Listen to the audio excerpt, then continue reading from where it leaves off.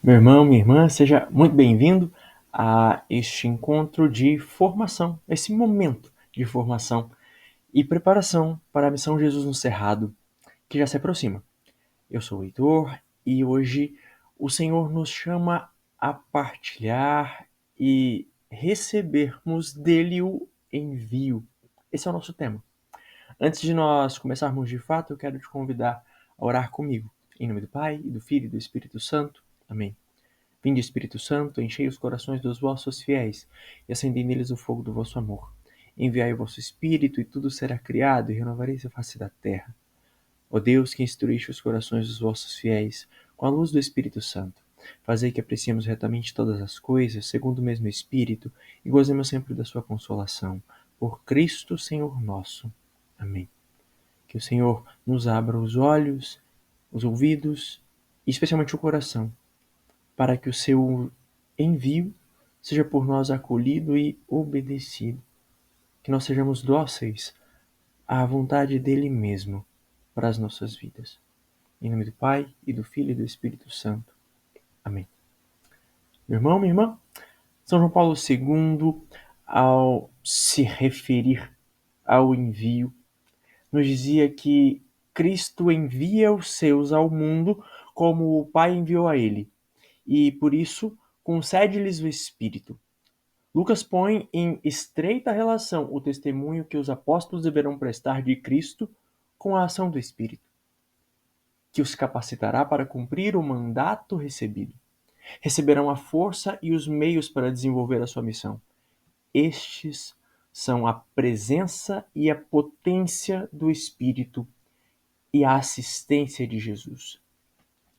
E partindo desta moção, desse trecho deixado por nós por esse grande santo que é São João Paulo II, o Senhor deseja hoje deixar cada vez mais claro para cada um de nós qual é a natureza do envio que ele realiza a você e a mim. E não há exceção. Você e eu somos enviados de igual maneira. Nós somos convidados pelo Senhor a refletir hoje sobre o envio, partindo de 3 pontos, todos eles, de certa forma, presentes nesse pequeno trecho que São João Paulo II nos deixa por inspiração do Senhor. O primeiro desses 3 pontos é o fato de que nós não podemos, sob nenhuma condição, ser orgulhosos a ponto de dizer que não estamos prontos para acolher o envio do Senhor. E é isso mesmo que você acabou de ouvir. Não acolher o envio do Senhor é uma atitude orgulhosa e tenebrosa por isso mesmo.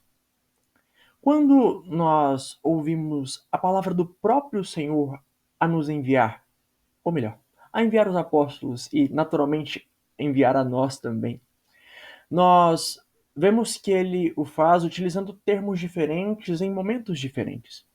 Lá no Evangelho segundo São Mateus, no capítulo 10, versículo 16, logo depois de escolher o grupo de apóstolos, aqueles que o acompanhariam mais de perto, o Senhor os envia dizendo: Eu vos envio como ovelhas no meio de lobos. Sede, pois, prudentes como as serpentes, mais simples como as pombas. Eu vos envio como ovelhas no meio de lobos.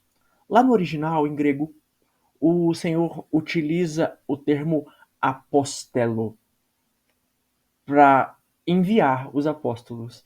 O termo envio nada mais significa do que apostolado. É essa a palavra que está lá, escrita no Evangelho na originalidade.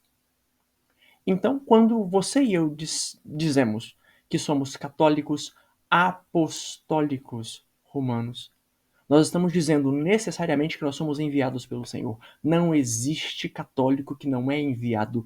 Ser católico é ser enviado. Ser católico é receber do Senhor uma missão e acolhê-la, obedecer ao chamado e ao envio do Senhor. É impossível dizermos que somos católicos sem acolhermos o envio àquele espaço mais hostil, assim como aconteceu com Jesus. O Papa nos dizia que o envio que o Senhor concretiza ao falar conosco é exatamente o mesmo envio que ele recebeu do Pai.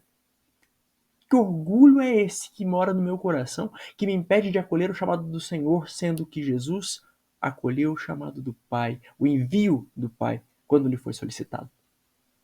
Eu não posso querer um destino diferente do meu mestre. Eu não posso, no orgulho, na petulância, dizer que não estou pronto. Eu não consigo, eu não tenho a menor condição de anunciar Jesus. Então é você quem diz, não é ele. É você quem diz que está pronto e não é ele. Você está condicionando a sua resposta ao Senhor à sua análise de prontidão. Não é ele que, te conhecendo melhor do que qualquer pessoa, vai te dizer quando é que você está pronto. Chega de covardia, meu irmão. Essa maquiagem de humildade que, na verdade, esconde um orgulho tremendo, uma vontade de ser bajulado às vezes. O Senhor nos envia. E Ele espera uma resposta. Mais do que isso, Ele espera uma ação. Isso já introduz e apresenta o segundo ponto. É o Senhor quem faz, não somos nós. Se o primeiro ponto é a necessidade de não sermos orgulhosos, a necessidade de ouvirmos, acolhermos o envio do Senhor e seguirmos adiante, o segundo ponto é muito simples e uma consequência direta. É o Senhor quem faz, não somos nós. É o Senhor quem naturalmente envia, porque Ele é o autor de todas as obras, Ele é o autor de todas as coisas. Eu tendo a acreditar que às vezes a nossa postura de recusa ao envio é o fruto de uma vontade enorme de receber os louros e as memórias e os louvores por tudo aquilo que acontece. E, meu irmão, lamento te decepcionar, mas isso não é cabível. É interessante nós recordarmos que a própria palavra, também mencionada pelo Papa no trecho que nos motiva nesse momento, faz referência àquele que vai operar todas as coisas. O Papa nos dizia que nós receberíamos a força e os meios para desenvolver a nossa missão, que na verdade é a missão do Senhor, delegada a nós, acolhida por nós. E ele o faz se referindo ao trecho dos Atos dos Apóstolos que nós conhecemos de cor e salteado. Recebereis uma força do Espírito Santo que descerá sobre vós, e sereis minhas testemunhas, mártires, lá no original em grego. O mártir, ele é ao mesmo tempo aquele que comprova e aquele que acompanha. Percebe? Você comprova com a sua vida a veracidade, a validade daquilo que o Senhor é. Ao mesmo tempo, você é acompanhado por Ele. Isso é martírio. Esse é o significado na raiz desse termo. Nós estamos acompanhados pelo Espírito Santo. É Ele quem opera, não somos nós. Nós não precisamos ter vergonha, nós não temos motivo algum para esconder a nossa vida, que é testemunho, diante de um mundo que exige de nós toda a nossa inteireza. Quando Jesus envia aos apóstolos como ovelhas em meio aos lobos, ele não muda a característica das ovelhas. Ele não dá para eles nada de diferente. Ele os envia na pureza daquilo que são. Eu não preciso querer nada além do que o Senhor já me deu. Você não precisa querer nada além do que o Senhor já te deu, para acolher o envio que Ele concretiza a cada um de nós. Nós, as ovelhas do Senhor, somos chamados, ou melhor, enviados, para continuar sendo as ovelhas do Senhor em todos os lugares, ainda que eles sejam hostis. Porque quem faz não é você, não sou eu. É o Senhor, é o Espírito agindo em nós. É o que a palavra nos diz, é o que o Papa destrinchou, é o que nós estamos descobrindo agora, ou redescobrindo agora. O terceiro ponto, meu irmão, para que nós sejamos de fato impulsionados pelo Senhor, é a certeza grandiosa de que não há motivo para termos medo. Lembra do exemplo de Jonas? Quando ele foi primeiro enviado pelo Senhor, ele se recusou a assumir a sua missão, se encontrou consigo lá no ventre daquele peixe e depois de fato decide corresponder ao envio do Senhor. Correspondendo ao envio do Senhor, ele começa a anunciar. E anunciando, mesmo que de modo tímido ali, discreto, A cidade de Nínive se converte. Mas tem um detalhe muito interessante nesse caminho de Jonas. A conversão do povo da cidade acontece quando o rei toma conhecimento daquela situação, determina que todos façam penitência e todos são levados àquela situação de olhar para si e se converterem. Em nenhum momento a palavra diz que Jonas se encontrou com o rei. Jonas fez o que tinha que fazer. Obedeceu, deixou de fora o orgulho, reconheceu que é o Senhor quem faz. E com certeza a obra do Senhor foi perfeita a ponto de não deixar que Jonas recebesse os louros por ter convencido diretamente ao rei. O rei soube pelos comentários da cidade. Tudo isso porque Jonas deixou de fora o seu medo, deixou de fora a sua insegurança. Acolheu aquilo que o Senhor dizia e que o Papa João Paulo II também, em outro momento, nos diz com toda a clareza: não tenhais medo. Não tenhais medo. Cristo sabe, e só Cristo sabe bem o que está dentro do homem. Somente Ele sabe. Você e eu não temos motivo algum para ter medo do envio que Ele realiza. Você e eu não temos motivo algum para duvidar da grandiosidade da obra do Senhor. Porque é Ele quem faz. Porque Ele nos conhece. Ele sabe onde nos coloca. Ele sabe o que faz das nossas vidas e Ele sabe o que pode fazer das nossas vidas. Por fim, meus irmãos, arrematando tudo isso e unindo esses 3 pontos, eu tomo a liberdade aqui de um breve testemunho para que nós possamos juntos crescer em obediência ao Senhor. Eu me lembro que há exatos 10 anos eu me encontrava completamente inquieto e morrendo de vontade de participar de um ato missionário semelhante a esse para o qual nós estamos nos preparando pela primeira vez na minha vida.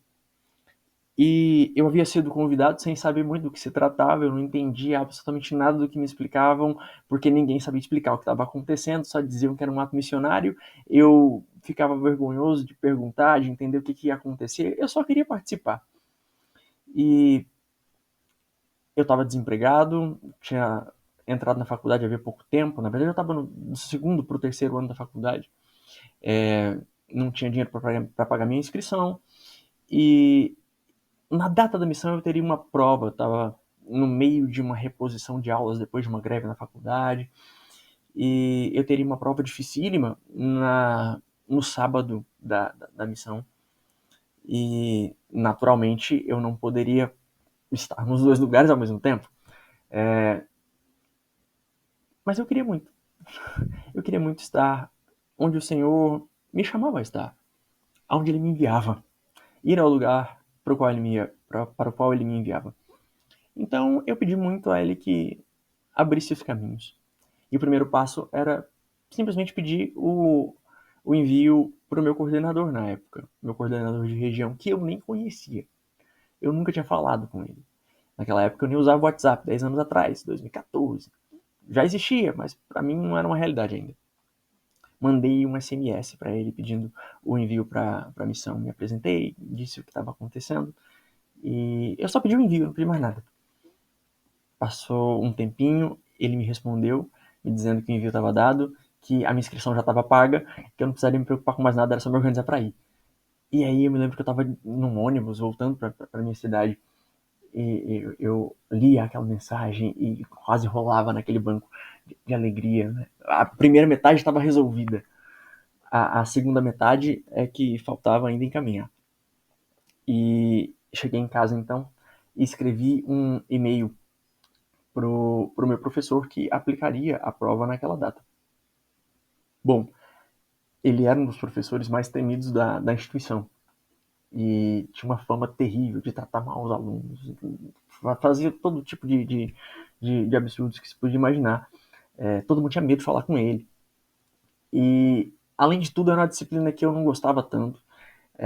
Eu precisava daquela prova para poder alcançar a média. Estava estava no desespero para conseguir resolver aquela situação, mas eu queria muito ir para a missão e eu não tinha muito o que fazer. Eu não pedi dispensa, eu só pedi para ele naquele e-mail que remarcasse a prova, me deixasse fazer a prova em outro dia, que eu me deslocaria, faria aquela prova em outro dia e daria tudo certo.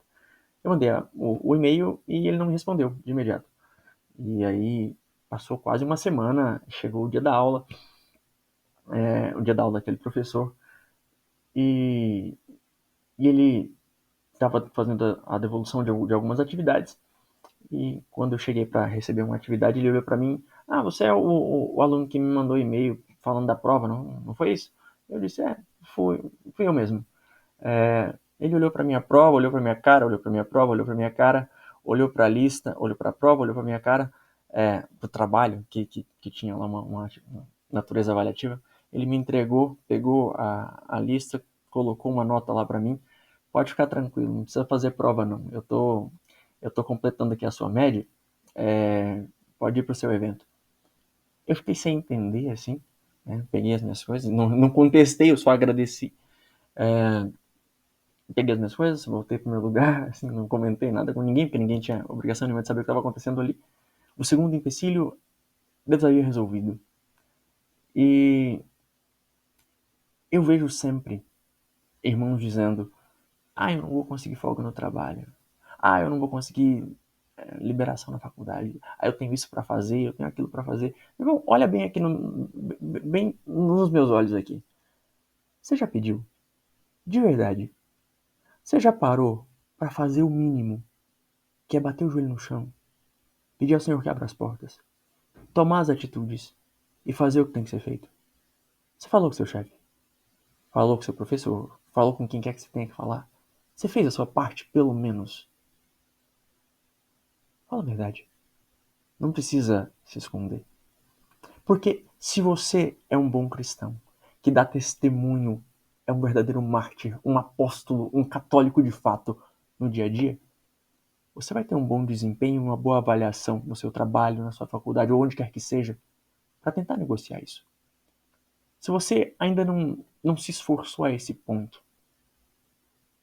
você realmente acredita que em alguma outra condição ou espaço da sua vida você esteja se esforçando tanto quanto o Senhor merece? Eu não estou dizendo que o meu exemplo tem que ser seguido ou que o que aconteceu comigo vai acontecer com você. Eu só estou dizendo que a coerência do cristão se prova também nesses momentos. A coerência do católico, do carismático de verdade, se prova nesses momentos. Eu quero te desafiar a dar 2, 3 ou os 10 passos que forem necessários para que a sua participação nessa missão se concretize. Faça as ligações que tiver que fazer, peça as permissões que tiver que pedir, mas se mova. Obedeça. Faça como Jonas fez. Faça como os apóstolos fizeram. Para de dar desculpa. Assume o seu chamado. E que essa moção para esse momento te sirva para todos os momentos da vida. Porque nenhum outro momento da vida do cristão é diferente desse. Que nós possamos, de fato, ser fortalecidos pelo Senhor, receber dele no Espírito essa força que é o próprio Espírito e que nos leva a ser testemunhas em todos os lugares, em todas as situações. Se nós abraçarmos essa realidade para as nossas vidas, o nosso testemunho no lugar da missão é só uma consequência. Só uma consequência. Feche os seus olhos por um instante e peça a esse Espírito Santo para que ele te motive, para que ele te encoraje, para que ele te leve a dar os passos necessários.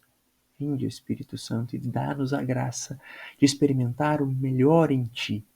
Dá-nos a graça, Espírito Santo, de beber da tua fonte. Dá-nos a graça, Espírito Santo, de sermos fortalecidos em ti, por ti, para testemunharmos aquilo que tu és a todo tempo, desde agora até o momento da missão e por toda a nossa vida. Shiridaralabaria cantaria haria sharia labaria cantaria. Oria daralabari shiri cantaria labasturi cantaria labasturi. Sharia daralabria cantaria labria shamera cantaria. Shiridaralabaria la. Que nós sejamos na presença do Senhor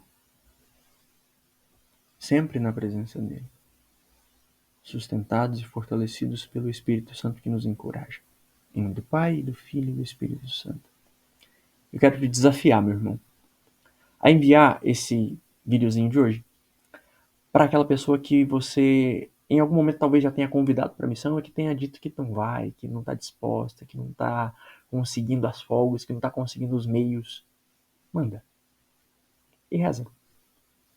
E quanto à sua situação, o seu próprio envio, tenta de novo. Se esforça um pouco mais. O Senhor talvez esteja esperando o algo a mais da sua vida. O passo extra. O esforço a mais. Para que a porta seja aberta. Se a sua participação nessa missão e em tantos outros atos, na missão da sua vida, já está sendo encaminhada, siga atento à voz de São João Paulo II, que por nós intercede. E não tenha medo. Não tenhas medo. Nunca.